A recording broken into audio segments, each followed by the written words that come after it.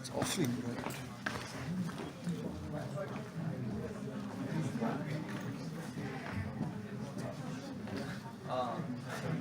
Marks.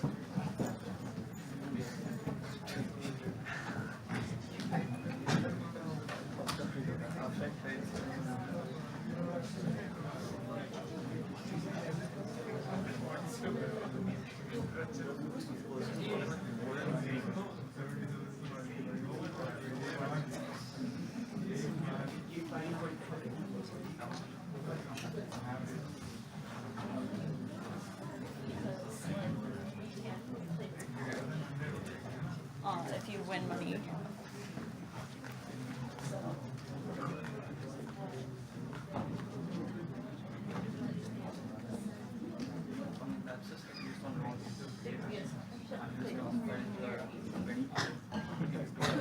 So like you still win the money, but like you can still also play for all the season.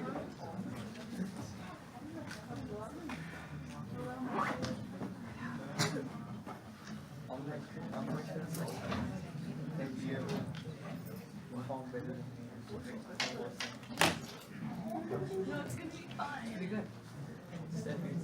Like there's a lot. It's like hard training for next time. Then I teach perform better. Don't think about it. Try not to. But it will be just for finding plus something.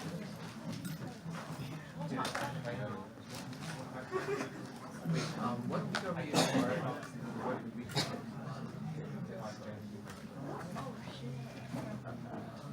In the sense, like. Just post on the next most recent essential that you have. They will fix things.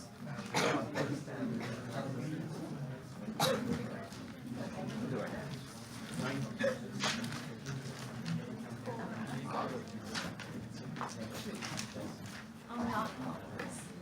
I actually Well, you could get it wearing. I'm telling you not to. I was in the like slow, very slow.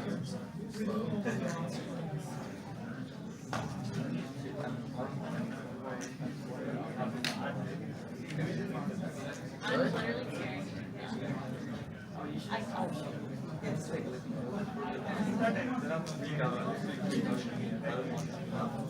No worries. I will gladly carry this forward. Oh, okay. In data books. Yeah, I was preparing now.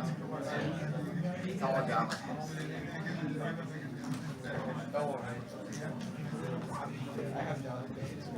Everyone that I'm talking to is like, wait, let me show you what you get. That's all. Well, my friends say. I mean, that's kind of what I think too. But also,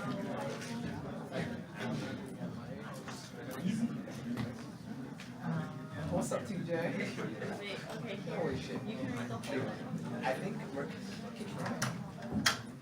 Well, no. I'm just saying that everyone's telling me. Yeah. All my friends are All my friends, I think Oh. we have, matter of fact,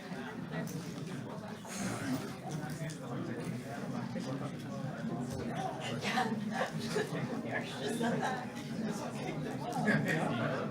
No, I just said there's two people that haven't done it. No, I agree. We don't have to pass either. Alright, I'm seeing my vote. I'm going for another. So this is your midterm distribution.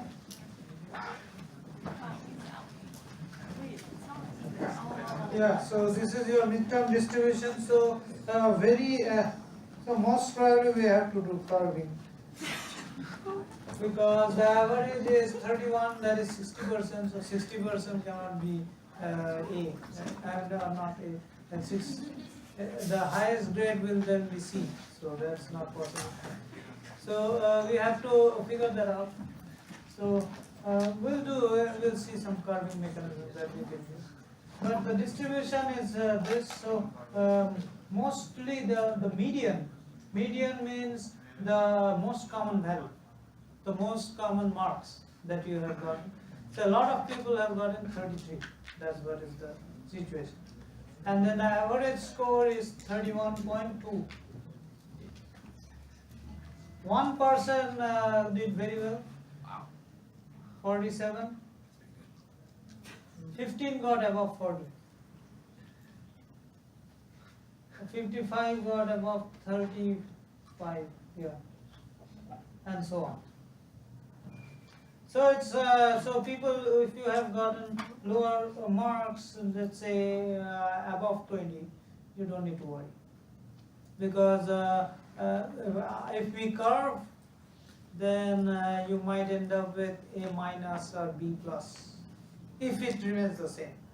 But if you can obviously do better in finals, so if you do better in finals, then from B plus to A minus you can make it to A. Right? So if it comes to that, if you do very bad in finals, if the general public does bad in final, then I can tweak around with the weights that helps you the most. Right? So for example, midterm is what, 20%?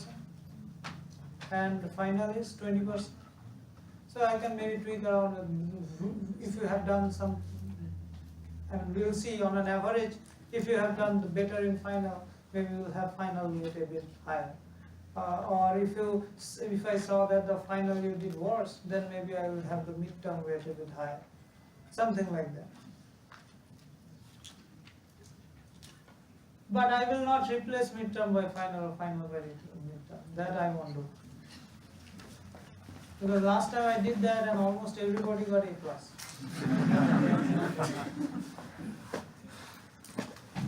Although it might be good for you, but not good for me. So yeah, look at those. So there are. So I am confused. 15 now, 177 counts. So that is 15 plus 177 is 192. But there are 194 students. What happened to 2? So if you haven't taken the midterm, maybe you're auditing, I don't know. Is somebody here who is auditing? Okay. So if you are not auditing and you don't see your papers graded, somebody took midterm on a separate day. Who took? Anybody took midterm? Did you get your papers back? I mean, I got my marks back. You got, okay, so that's good. Anybody else took it? You? I took the midterm, but I haven't got the marks. Okay, so you have to figure it out. So it is not uploaded? No. Okay, so I'll check yours. Can you send me an email? Yeah. Just send me a note. Anybody else? You? So you are the 2. Okay, so send me an email. Most probably it's with me. So I didn't give that to the grader. So I'll give it and then you will get your points. Okay, so that, yes. Same problem. You did not get your mark? No, I know. So? You will have to figure that out. So you also send me an email. You took the same, on the same day or a different day? On same day. On the same day you did not get your marks as yet? Oh no. Oh, so it's with burnout. So if it's on the same day, then your paper is there. He has read. What? I gave on the same day. No, I'm talking about people who didn't give on the same day. You gave in the same day or no? Same day. Oh, so then you are not counted. So any person who gave the exam or who took the exam on a different day. Anybody who took the exam on a different day? No? Nobody here? There are people, but they're not here right now. Do you know whether they got their marks back? I'm not sure. I know one person who got her mark. Who got? Oh, so then that's not the person. Okay. I will figure out who are the other 2. The 15 that you see, it's there. He is uploading the grades. We have to do a little bit of checking on that. on those 15. But the 2 I need to figure out who are missing. Anyways, so that is the overall analysis. Thank you.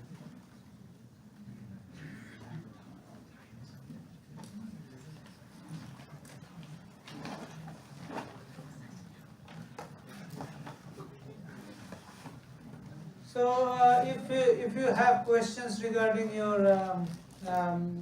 midterm, the TA already did a session. If you need more sessions, I will tell the grader to do some more sessions. If you are still not satisfied, come during my office hours and we can discuss. And there is no time limit, like we can discuss midterm whenever. So there is no time limit, you just come and see. Professor, What? is the final overrideable? Final what? Override the final? Final is what? Override, like skip the final. Skip the final. Count the midterm as a midterm and final. No? Did not understand. What do I do? Count the midterm for 40%. No. That's what I said. I did that last time. Almost everybody got A class. I don't want that because then the course becomes too easy.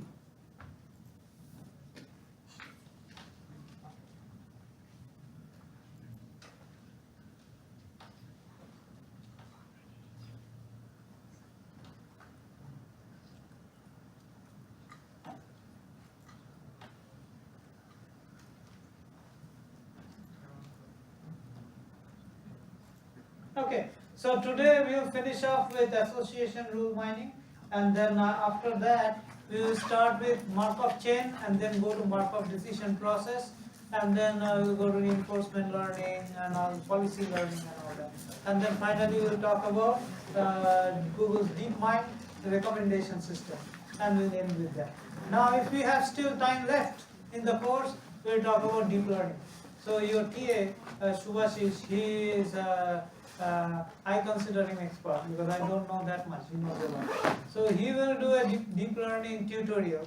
Maybe you know better than him, but still, among the 3 of us, me and the 2 TAs, he knows the best. So I will let him do this session on deep learning, and then you will see that whether it satisfies your needs for understanding deep learning or we need to discuss more. Right? So we'll do those things, and maybe you can suggest me some topics that we can discuss. Those won't be in exam, so you can go as hard of a topic as you think. Right? So let's continue with our discussion on association rule mining. So last time we said that we will talk about the a priori algorithm, right? And it works on an a priori principle. It's again causing problems, right? You're fine? No. So we said that, okay, generation, so rule generation is a very expensive proposition because you have to first come up with an item set. So you have to generate item sets, and then for each item set you have to generate rules. So what we saw was item set generation itself was exponential in complexity. And given one item set, rule generation is exponential with respect to the size of the item set. Right? So 2 exponential things. So we were trying to reduce the computation. So one way of reducing is the a priori principle. Even before the a priori principle, we made a observation that support and confidence are can be decoupled. Right? We said that every rule generating from a given item set has the same support, regardless of what rule it is. So we can separate the 2, support and confidence. So by separating the 2, we were trying to figure out certain algorithms.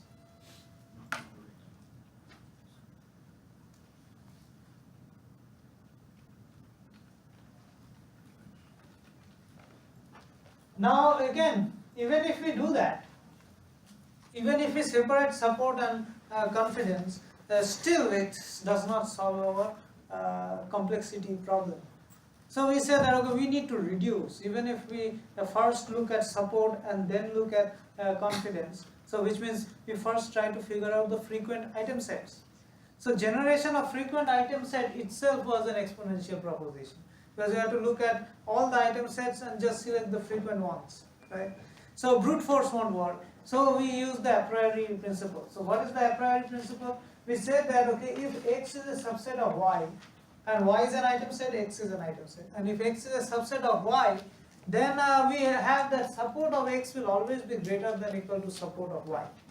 That is what we say, right? A superset always has lesser support than a subset, and it makes sense, because to select a superset you will reject a lot of items that has the subset but not the superset, and you will reject a lot of items. So subset has more support than superset. You can apply it in two ways: top-down approach, bottom-up approach. So if you start from null and you are getting bigger and bigger item sets, then what you can do is you can go to one item set, and if that item set is not does not meet the minimum support, so if a particular item set is not frequent, then that means all its supersets are not going to be frequent.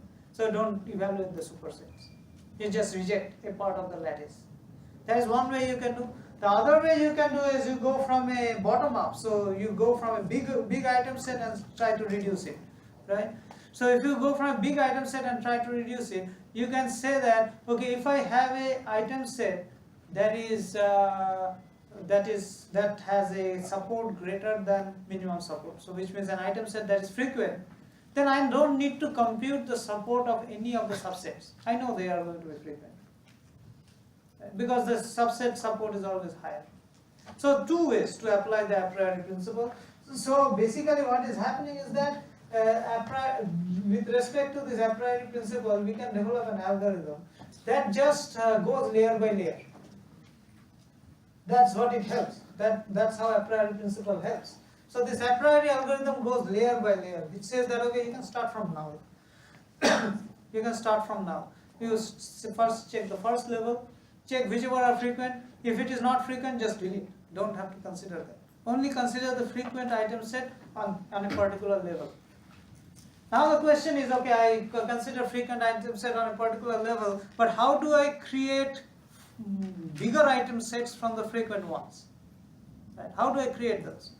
Because the creation is important, because if I just do a brute force creation, then there are two problems with it. One is I will create item sets that are not frequent.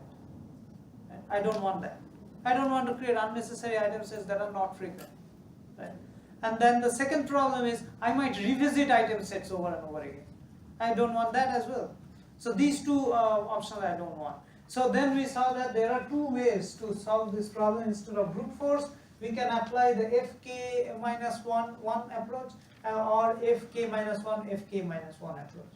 So brute force method is that. So this is fk minus 1 f1 method, and this is fk minus 1 fk minus 1 method. So what is fk minus 1 f1? So it says that let's say we are at a level k minus 1.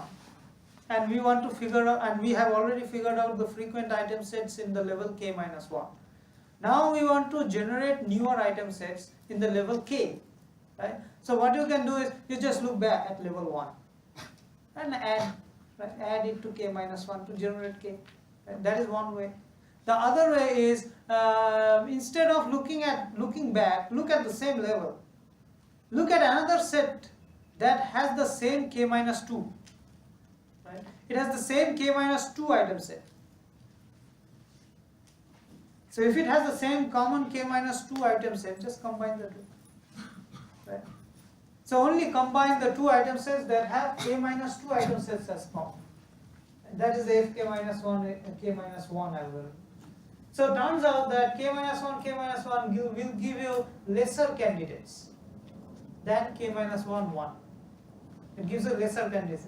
So if k minus 1 that gets rid of generation of unnecessary candidates, as well as does not generate infrequent candidates. So it helps. So the a priori algorithm can work like that. Now the thing is, the problem is, let's say using the fk minus 1, k minus 1, whatever, you got frequent item sets, right? So there is the support counting, you do the counting support, and you got frequent item sets, that's it. Now, even if you get frequent item sets, from the frequent item sets, if you generate rule, that is also exponential. Right? So you have to do something with it. Now, how do you generate rules? The thing to generate rules is that the rules should have high confidence. Right? Because you have already gotten higher support. The maximum support item sets, frequent item sets you have gotten. So now the next step is confidence. Now the thing is, there is no such a priori principle as confidence, as we had in support. There is no such a priori principle. But you can have a theorem. So we were stuck here. We are trying to make sense of this theorem. So let's see what is this theorem saying. So this theorem is saying that if a rule is there that having x means having y minus x. What is y minus x? Y minus x means y is a superset of x, right? And whatever items are there in y and also in x, delete them. That means y minus x. So BC implies A, means what is y here? Y here is ABC. And you did ABC minus BC. So that means BC implies A. So this is a way of saying that this rule has been generated using x and y. So x union y. Using x union y, this rule has been generated. X goes to y minus x. So do you understand this? X goes to y minus x. What rule is this?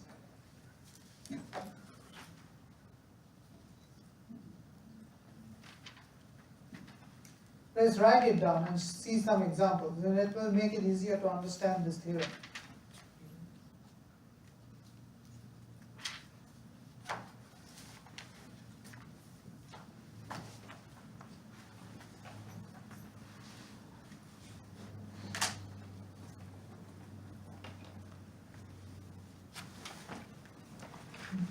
Do you have a pen?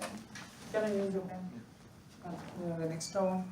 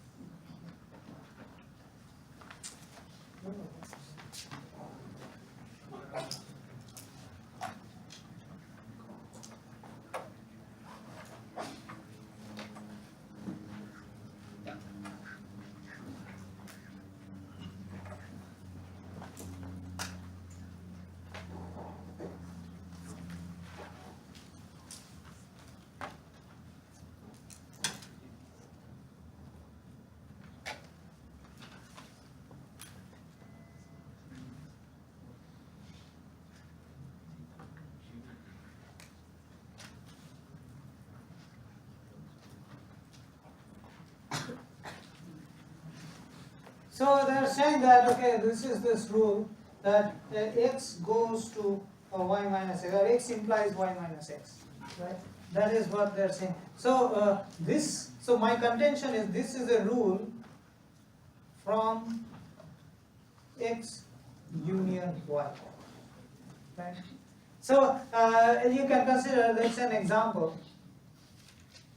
Example when let's say x union y is A, B, C, right? And let's say my y is A, B, C, and let's say x is B, C, right? If I do that, then what is the rule? The rule is B, C implies A, B, C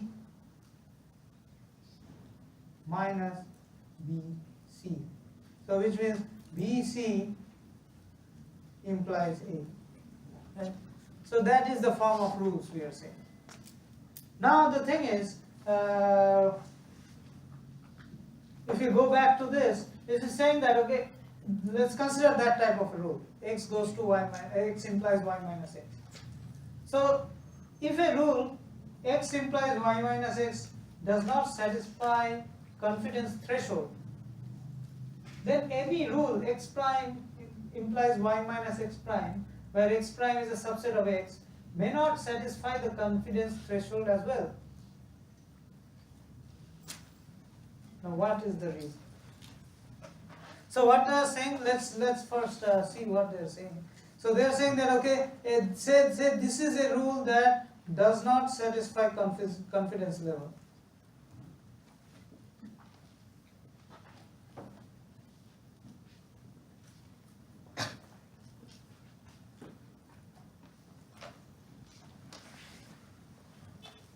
It does not satisfy confidence. So it says that, okay, then any rule of the form x prime implies y minus x prime, where x prime is a subset of x, right? So what is that? So let's say subset of x is b. B is a subset of x. So b can be x prime, right? So they are saying that, okay, then b implies AC. P implies AC will also not satisfy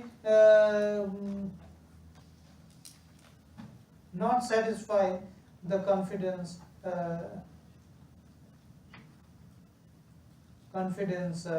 limit.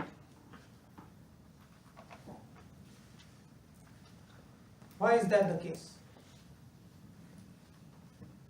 So that's a theorem. Then that means that will always hold true. Right? It will always hold true. So we have to prove it. How do we prove it?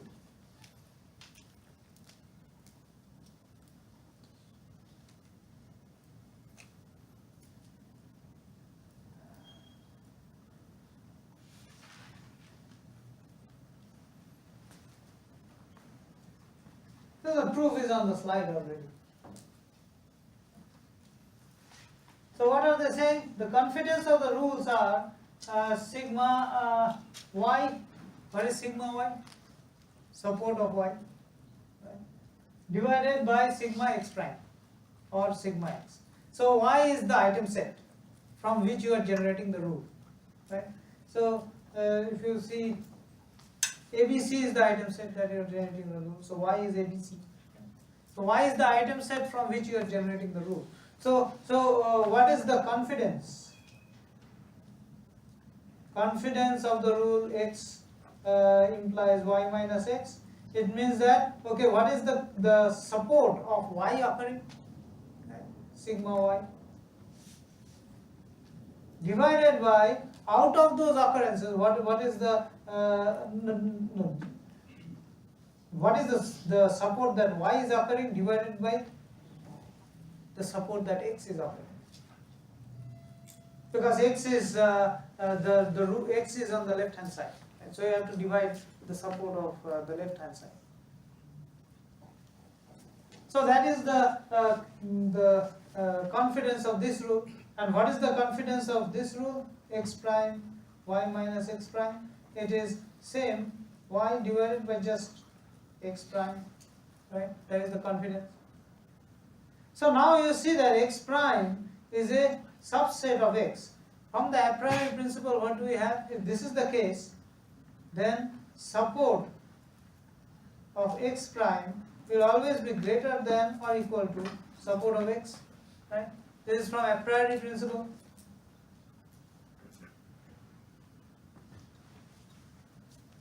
Now support of y is same in both the cases. So if this is greater than this, then the confidence of this is always be going to be more than confidence of this rule, right? So that's why the theorem that if I have if this rule does not satisfy my confidence, if this one does not satisfy my confidence, then this will also not satisfy, because of this reason, that the support of x prime, which is b, is going to be much more than the support of BC. Right? So, and the confidence means that the support comes below. So if I have more support, then I have less confidence. So we can use that theorem.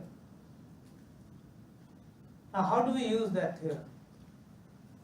That is what we will study in the next set of slides.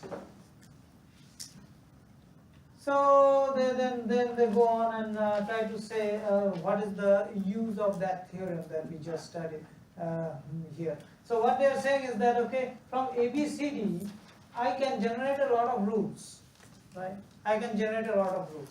So these are all possible rules that I can generate from ABCD. Right? How is just the exponentially large amount of rules that I can generate. Right? So it can be BCD to A, ACD to B, ABD to C, and then you can have CD to AB, BD to AC, and so on. You can generate infinite, or not infinite, exponentially large number of rules, right? So if you do that, then what you can say is that, okay, you don't need to look at all the rules. Why? Because let's say BCD to A is a low confidence rule. Let's say BCD to A is a low confidence rule. Then any rule that starts that has the same items, first of all, any rule that has the same items and that has a subset of BCD in the left hand side. Just don't bother evaluating them, because they are going to be low confidence. Right? So you can prune the entire this half of the lattice. Right? But to understand this, how we can use this theorem. So you start generating rules. Again, you can go level by level. Right?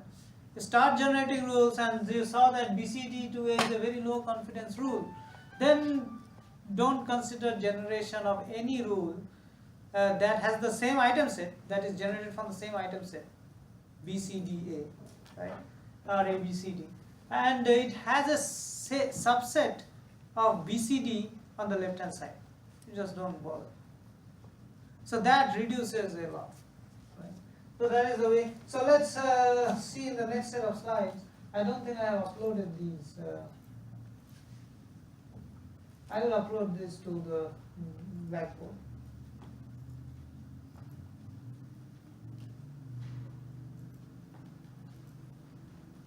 Yeah.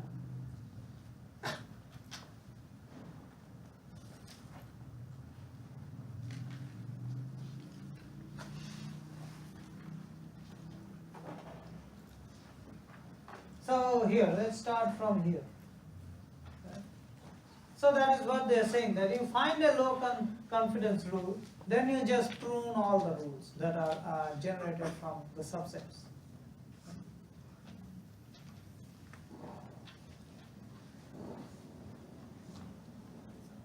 So now we have to apply this theorem in a very intelligent way. So the application of this theorem requires you to understand two terms: maximal and closed frequent item sets. Right? So these are two separate terms: maximal frequent item set versus closed frequent item sets. Right? So let's see what are these. So first of all, let's talk about maximal frequent item sets. Right? So what is maximal frequent item sets? So a maximal frequent item set is defined as a frequent item set. So which means its support is greater than minimal support. Right? Is a frequent item set from which none of its immediate supersets are frequent. Right? None of its immediate supersets are frequent. So you found out a frequent item set. But if you add one more item to that item set, be it any item, doesn't matter. If you add one more item, it becomes infrequent, which means its support reduces from below the minimum support. Right? So if you look at this lattice, using this definition of maximal item sets, we can figure out a border. Right? So here, let's say AD, ACE and BCD, these are maximal item sets. This means that if I add any one, so all these subsets that are generated from ABD, it's from AD, so ABD, ACD, these are infrequent. Okay. So you just add one more, they become infrequent. Then if you look at ACE, ABCE, ACDE, these are all infrequent. So these are maximal frequent item sets. So what you can do is you can say that okay, this is a border between frequent and infrequent item sets. Right. Now what we will do with this definition we will see a little bit later. But let's just focus on the definition. Right. So that is the definition of maximal frequent item set. So it's a frequent item set such that if you add one item to it, its superset becomes infrequent. So any of its superset. Doesn't matter why you add one item or you add two items, three items, four items, any of its superset becomes infrequent. So that is maximal frequent. So what do you use it for? So turns out that it can be a representation of all frequent item sets. The maximal frequent item set can represent the frequent item sets. So that's what they are saying, that maximal frequent items effectively provide a compact representation of frequent item sets. So if you are somehow given maximum frequent item sets, then you do not need to generate generate rules for all frequent items. You do not need to generate rules for the entire lattice. Right? You just start from the maximal frequent item sets.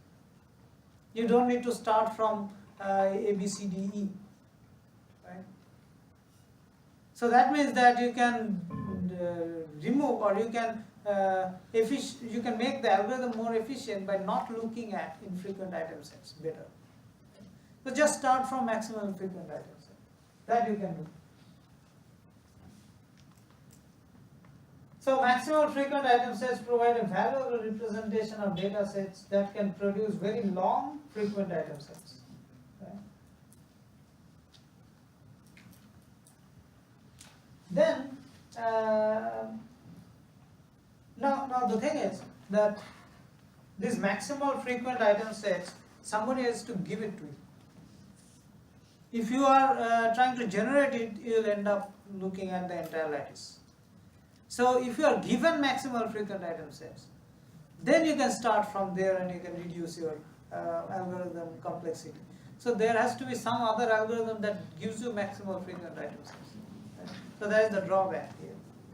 So that is one concept.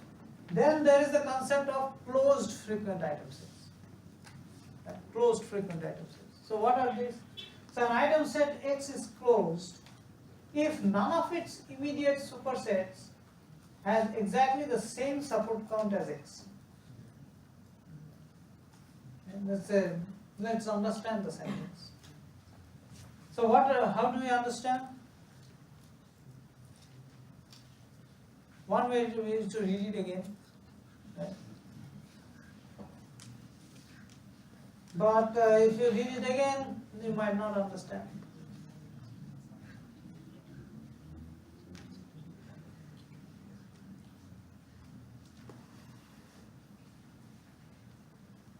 Another way is to see examples. I almost went into a different direction, but I won't go there. I was going towards philosophy. But I will not go there. What? You can go? This is anyways boring. I don't like this chapter. No, we won't go there.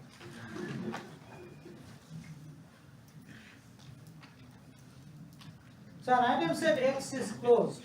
So let's see. So it says that immediate superset should have the exact same support. So you take an item set which has some support, let's say BCD, you do some support X, and its immediate superset has the same support X, right? Then this is not a closed one. Right? So what its immediate superset will have less or more support. Yes. It should have less support, right? Because of the a priori principle. But it can have equal support. The immediate superset can have equal support. Right? So if it has equal support, then we won't call it the subset closed.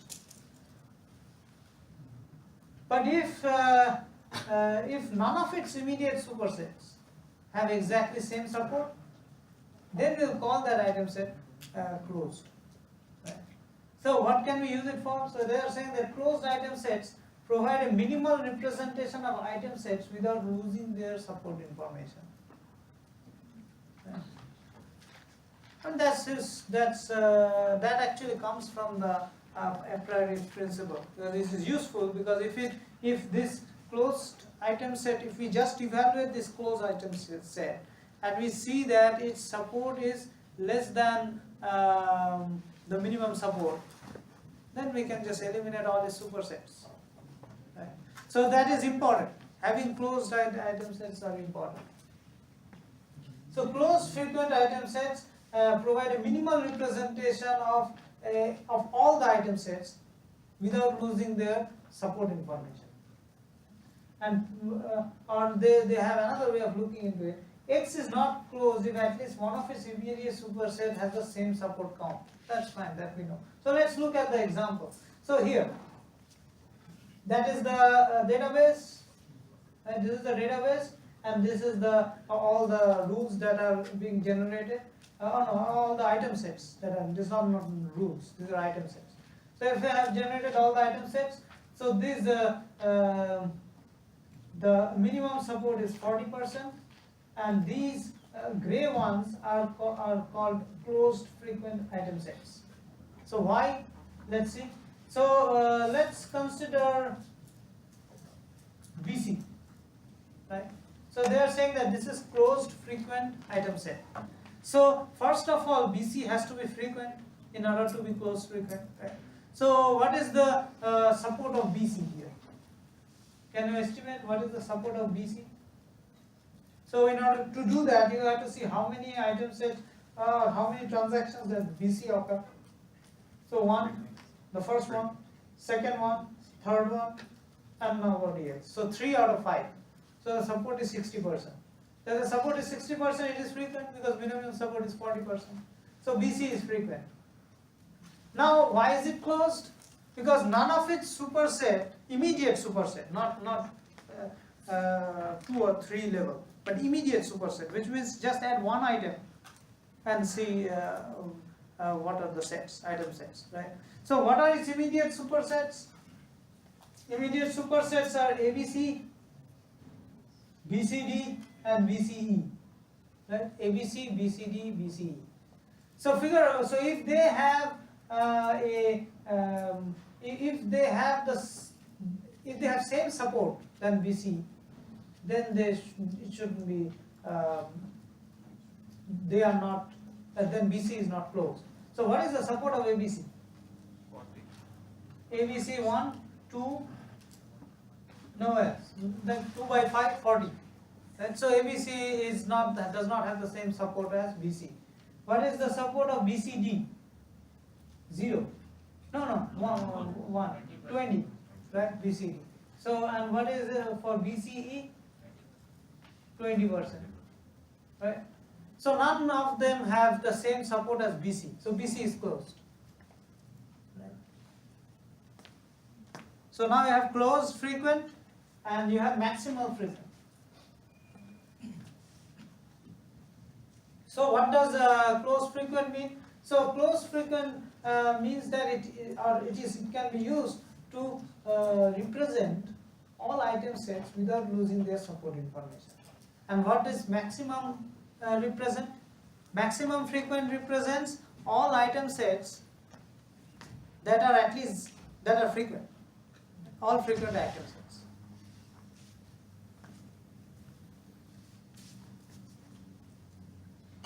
So now what you can do,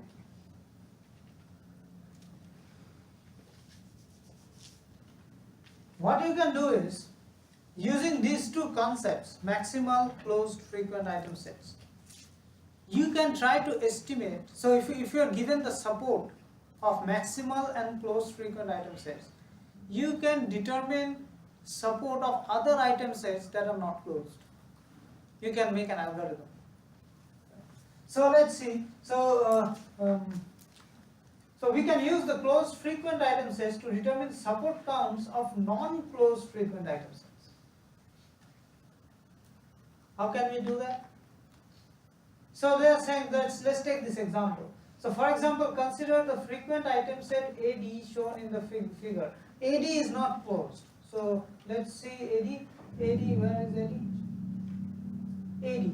This is not closed, right?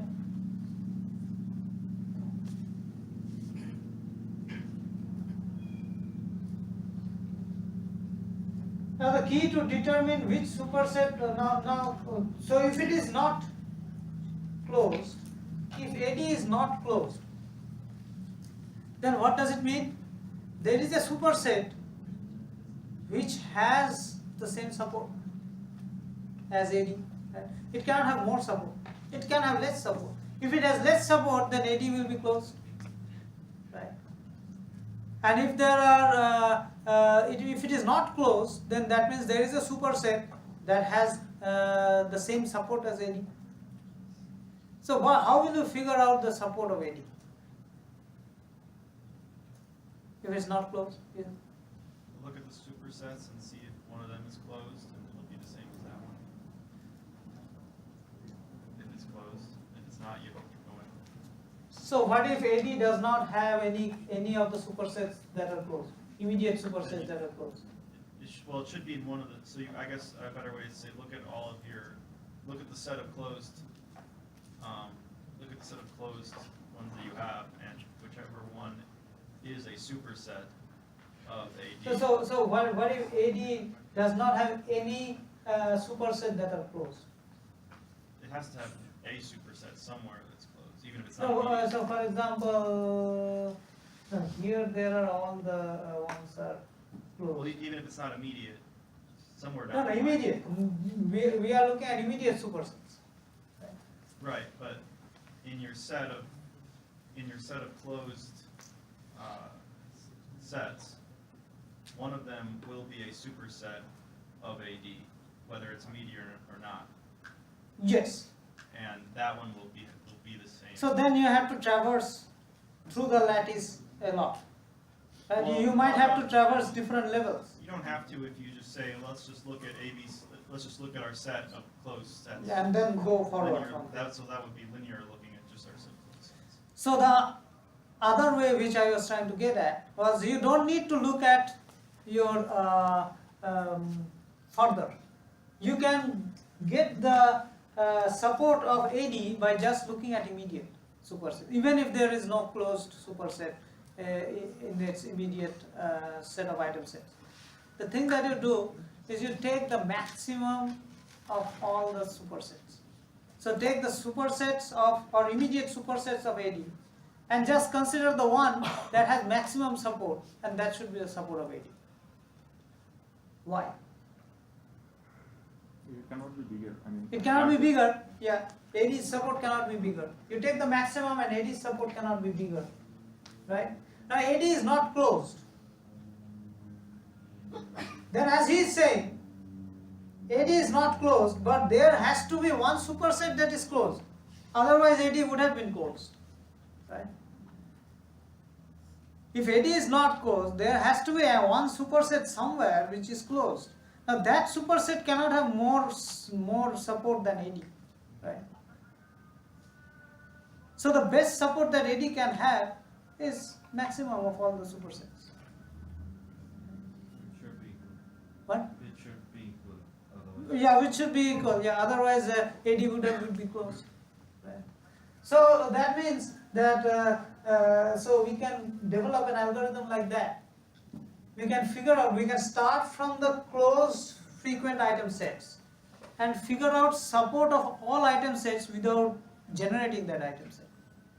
Right? What we can say is that if I have an item set AD, then its support is just the maximum of the closed ones. right, which are supersets of AD.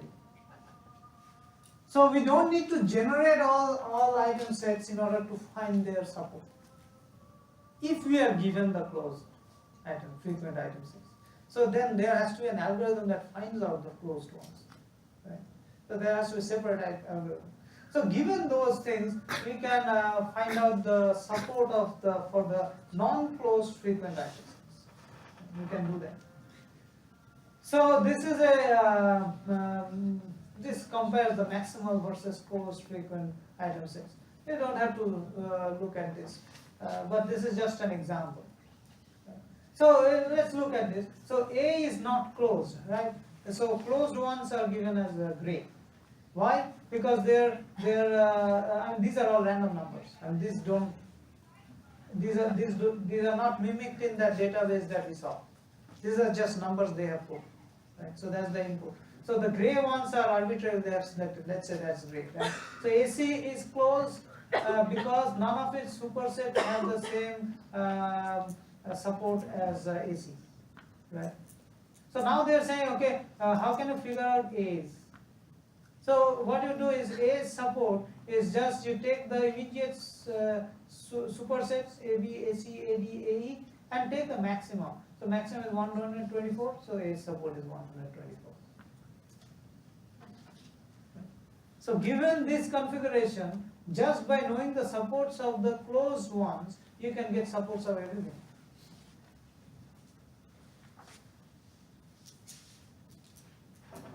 And if these closed ones are maximal, then you can just eliminate whatever is not the superset, whatever is the superset of maximum closed, you can just eliminate them. Right? So that's how, if any algorithm gives me maximal closed item sets, or frequent item sets, maximal closed frequent item sets, then I can just start with them. I don't need to look back. I can start with them, and I don't even have to generate the item sets that are going to be less support than the closed ones. Because I know that if an item set is non-closed, then it will have at least the same support as the closed one. So just look at closed ones. So that's how we can reduce, and then there are some algorithms and all that. Right? So that is one way, using maximal and closed item set. Then another thing is that, okay, you can start from maximal closed frequent item set, but that item set may not be interesting to you. Right? So there is some interestingness parameter. That depends upon application. Right? So what application you want to use it for and what item set you want to look at. That item set may not be high confidence also, or high support also, but it's just interesting to you. Right? So you can start from there. So that ends our discussion. So the rest of the slides are all based on the interestingness, patterns. If you have some patterns on the item set, then you can start from there and so on. So those we don't have to talk about those. Okay? Those are the application specific things. So after that, we don't have to talk about anything. So after this point, which is slide number 15. Okay? So I am skipping the rest. If you are interested, we can discuss. But for now, I am skipping. So that marks the end of association rule mining. So now I will go to a different topic. Markov decision process. Right. So now this part, what we are going into, this part we won't ask any analytical questions. Right. But we will have the same kind of questions we had with RBMs and autoencoders, just explanatory questions, right? And very simple ones. And then the deep learning things that we will talk about, we won't have them in exams.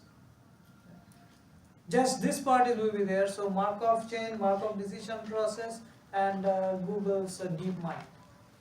Just those part will be in exams, and we will have very simple questions. No analytical ones. So if you are satisfied, if you don't have any questions from here, so let's move on to the next topic. Markup chains and decision processes. Right? So Markup chains are very simple. So basically we start with that so that there is a smooth transition from simplicity to complexity. But we could have just started from markup decision processes. Markup decision process is markup chain is an instance of a markup decision process. Okay? So I am starting from an instance because then it becomes more easier to put markup decision processes into perspective.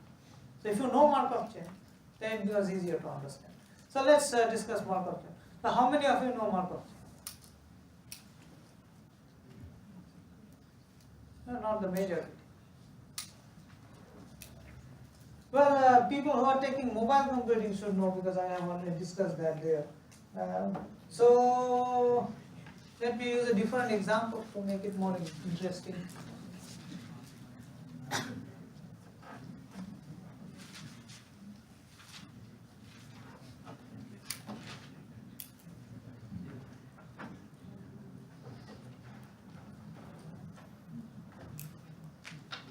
Okay, good.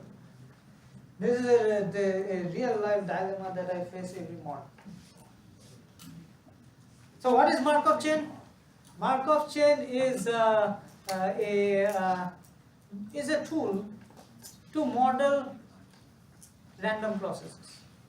It's a tool to model random processes, and it's a very simplistic tool to model random processes.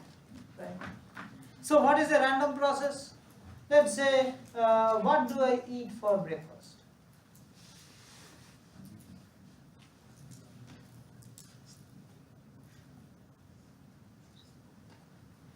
Somebody wants to predict or make a process. Now if I can, it will be very sad if I can model this using markup chain because it will be very predictable. Right? But let's say I observe a person who is having breakfast, and I see that it's a very finite set, and the person just keeps rolling within that finite set. So one day the person has some bread with butter, let's say bread and butter. Another day the person just had an egg, banana sometimes, banana and milk, cereal, and then other days when the person is in a hurry, just coffee. Right? So the person only has this finite set. It never deviates from this finite set. Right? So either the person will have egg or banana, milk, cereals and coffee and so on. Right? Now the thing is, the person is a little bit more interesting than normal people. So the person doesn't repeat. Right? Or maybe you can, no, let's say the person repeats also. Let's say the person repeats. But the probability of repeating is less. Right? That maybe if I had bread and butter yesterday, I won't have it today. But maybe sometimes I do have it. So yeah, there is no restriction. So now you observe that person. You observe that person and say the first day bread and butter, the second day also bread and butter, then eggs, then bananas with milk, then eggs again, bananas with milk, cereals, coffee, cereals, coffee, bananas with bread, egg, bananas with milk. You saw this, right? Then what you can do is you can say that, okay, since there is a finite set of breakfast that the person always has, so let's represent it with states. So how many states are there? 5. So the first state is bread and butter, the second is egg, bananas and milk, cereals, coffee, right? So the person a particular day will either have bananas or bread or egg or bananas milk and so on, right? So if the person has had bananas or bread, then that means that he is in this state, right? Then you can do state transition. State transition means you have bananas and bread today, then what you have for tomorrow. So if you had eggs for tomorrow, then you say that okay, you transited from bananas and bread to eggs. Right? The next day, if you had bananas and bread again, then you or let's go by this sequence. So let's say first day you had bananas and bread, then you again had bread and butter. Sorry. The first day you had bread and butter, then again you had bread and butter. So which means you transited to the same state. You repeat it, right? And then you had egg. You go here. From egg you had bananas and milk. Then from bananas and milk you go back to egg. And again you go to bananas and milk. Then you go to cereal. You go to coffee. Right? And you go to coffee a lot of times. From coffee you come back to cereal. Then you again go to coffee. Then you have bread and butter, right? Then again egg, and so on. Right? So this is a typical transition that you saw, you observed. Now, you can make an assumption here. You can make an assumption that what you will eat today does not depend on what you ate 2 days back, or 3 days back, or 4 days back, 5 days back. Doesn't depend on that. It only depends on what you ate yesterday. Right? So what you have for breakfast today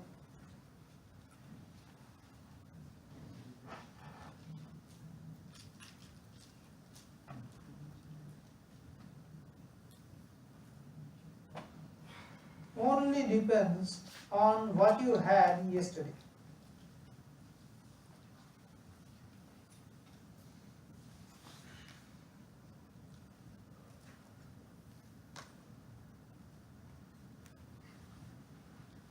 You make an assumption. This assumption is called Markov property.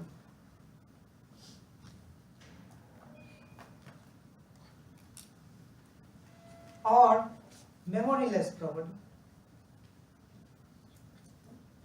which means the system doesn't care about what your history of breakfast. It only cares about what you had yesterday, not longer history. So that is your Markov property. So if you assume this, then you can do one thing. What you can do is, from this sequence, you can say how many times I transited from bread and butter to bread and butter. How many times I transited from egg to bread and milk, bananas and milk. How many times I transited from bread and butter to egg. Right? You can count those. So you can count transitions. For this transition, you can say how many times it happened. For this transition, you can say how many times it happened.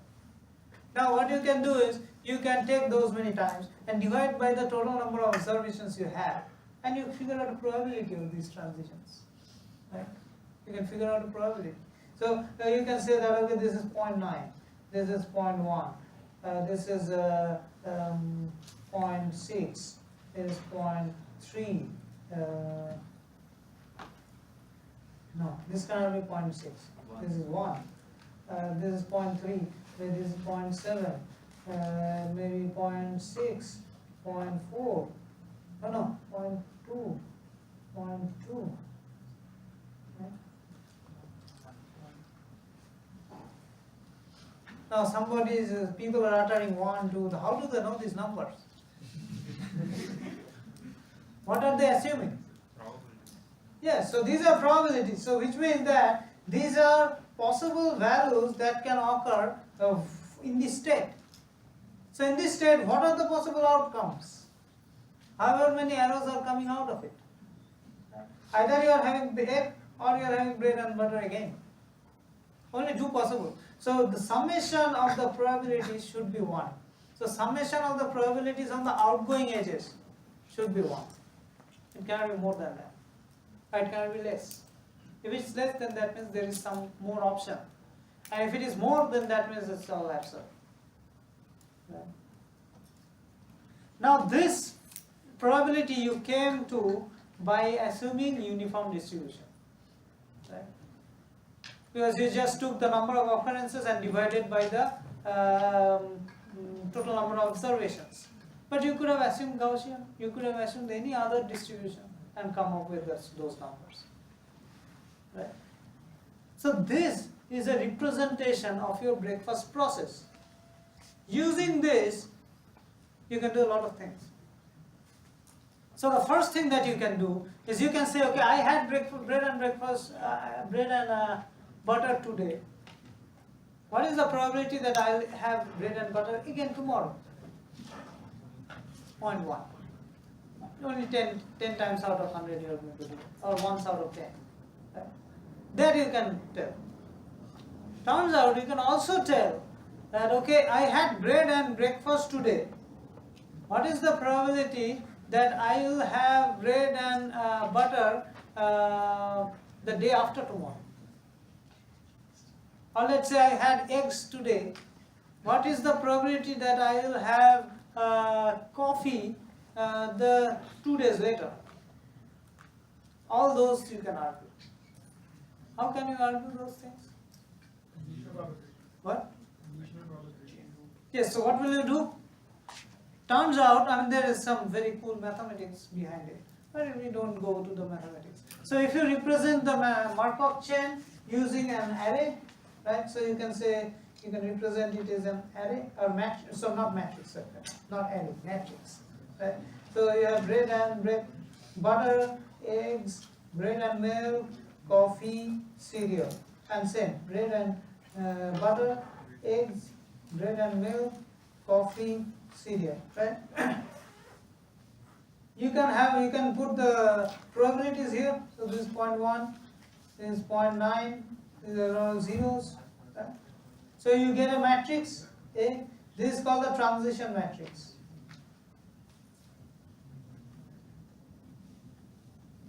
This is called the transition matrix, right? ATR. That's it.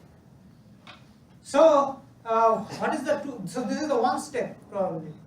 One step means you had bread and butter today. What is the probability you will have it tomorrow? You can also do n step. You had bread and breakfast today. What is the probability that on the nth day you will have bread and butter? What you do is you just take this matrix, make it to the power n. If you do to the power n, you will get same dimensional matrix, right? And whatever is the first value, that is your answer. Now, why you do to the power n, that is up to you. You can figure out the algebra. Right? But that is the case. So you can just do a to the power n, and whatever is the first value, that is what is going to be the answer of your nth step probability. Okay. So that is one thing that you can argue. Now what you will see is that there is another very nice property of certain Markov chains. Not everything, but certain Markov chains. What is that property? If you take the transition matrix and multiply it maybe 3-4 times or maybe 10 times or 20 times, what you will see that after considerable number of multiplications, the numbers stabilize. They don't change. Right? Even if you multiply more times, they don't change. So when that happens, that is called stationary transition probability. What is the significance of that? So let's say after n plus 1th time, or no, after k times, the numbers stabilize. So what is the significance? He has an answer. After some iterations, we can't decide what is going to happen. After some time, it's all we can decide actually, it's everything random then. or with the prior? No, it won't be 0.5. If it's 0.5, then everything is, you No, don't. it will be very near to the prior. What do you mean very near to the prior? Prior of that action being happening. Not really. Because you won't have, it won't converge to probability of BB. It won't converge to that. Probability of BB given BB won't converge to probability of BB. Because that's what you are saying, right? Prior probability of BB. No, not probability of BB given BB, but probability of BB after n steps. Any probability.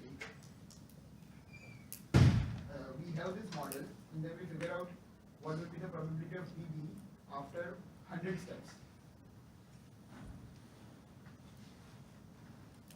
No, you still have to have the first step. Probability of BB after 100 steps will not be same as probability of BB given BB after 100 steps or BB given E after 100 steps. It won't be the same. It will be different. So stationary, okay, so yeah, so the stationary, so what it means is that you don't need to observe the system anymore. You don't need to observe the system anymore. What you have observed so far, the kth step, if you observe more, your Markov chain is not going to be better. It's saturated somehow. Yeah, so that means it doesn't mean that your Markov chain is accurate. It doesn't mean that.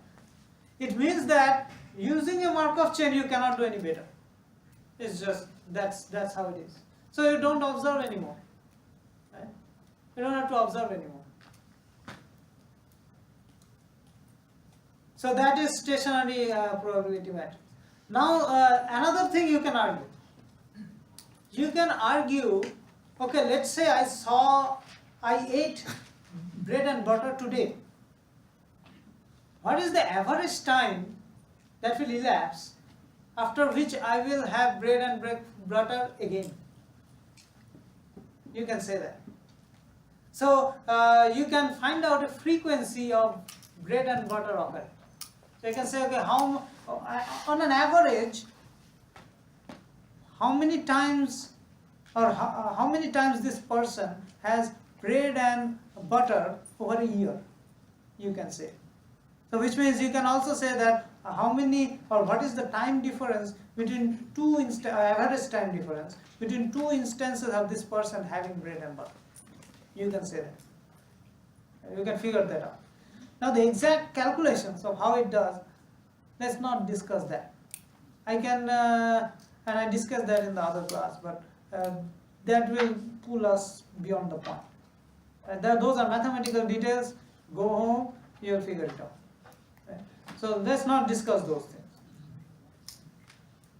Now this Markov chain is a special case of Markov decision processes. Now what did this Markov chain do? This Markov chain figured out a pattern of the user eating breakfast, right? So now you can consider that if the Markov decision or the Markov property holds true, which means that whatever I eat today doesn't matter what I ate 3 days back, it only depends upon what I ate yesterday. If the Markov property holds true, then whatever this Markov chain has learned is just execution of a policy. Right? It's just an execution of a policy in the mind of that person. And how is that policy generated? From the stationary probability. The stationary probability gives me the policy. What do you mean by a policy? Policy means a set of actions. I do. So what are the actions? I ate bread and butter. That is one action. Next day I ate egg. That is another action. Right? So if I fix the actions, then that becomes a policy. So Markov chain is encoding a fixed policy. What is Markov decision process? It is much more general than Markov chain, which says that what are the effects of different policies? If you take different policies, right? If you are taking different policies, what are the effects of those different policies on the entire system? And using Markov decision processes, you can figure out the best policy to take. You take the best policy, and when you apply that policy on Markov decision process, it boils down to a Markov chain. When you fix that policy and apply it, do a simulation of the Markov decision process using that policy, fixed policy, that becomes a Markov chain. So now next class, from next class onwards, we will talk about Markov decision process, which is much more general than Markov chain. Okay. So let's stop it.